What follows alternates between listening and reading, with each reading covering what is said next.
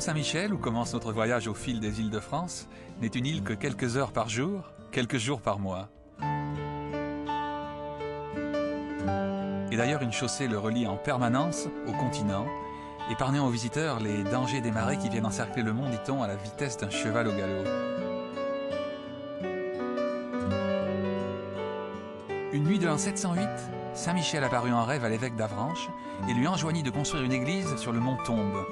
Au XIIIe siècle, l'abbaye s'enrichit d'une somptueuse construction de pierre, la Merveille. Je vous préviens tout de suite, pour voir les îles de France aussi belles, aussi tranquilles que nous les verrons au cours de ce voyage, il faut les visiter hors saison et souvent se lever tôt. Car l'été ramène au Mont-Saint-Michel une foule de touristes qui en font le site le plus visité de France.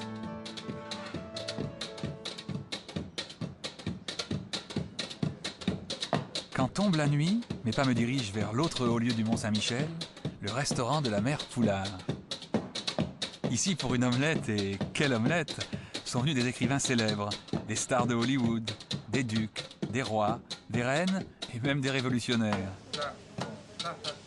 Tous, dans la cuisine de la mère Poulard, se sont essayés au rythme des batteurs d'œufs.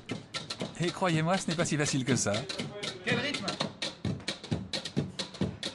L'omelette, cuite au feu de bois, est ensuite servie sous l'œil attentif des illustres prédécesseurs.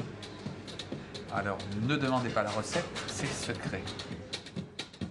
Lorsqu'une nuit sera passée sur le mont Saint-Michel, nous nous embarquerons pour de nouvelles aventures.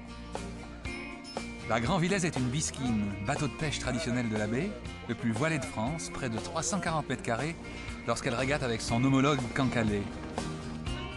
Aujourd'hui, elle met le cap sur l'archipel des îles Chausée. C'est le Captain Anton qui nous mène à Moscou. Faut que je vais vous chanter l'écho du Pérou. C'est le Captain Anton qui commande les sabords. C'est lui-même qui faisait l'oraison pour les morts. Une baie bien abritée, les matelots entangués. Le Captain Anton. Les marées ici sont colossales, plus de 14 mètres. Et l'archipel est 70 fois plus grand à marée basse qu'à marée haute.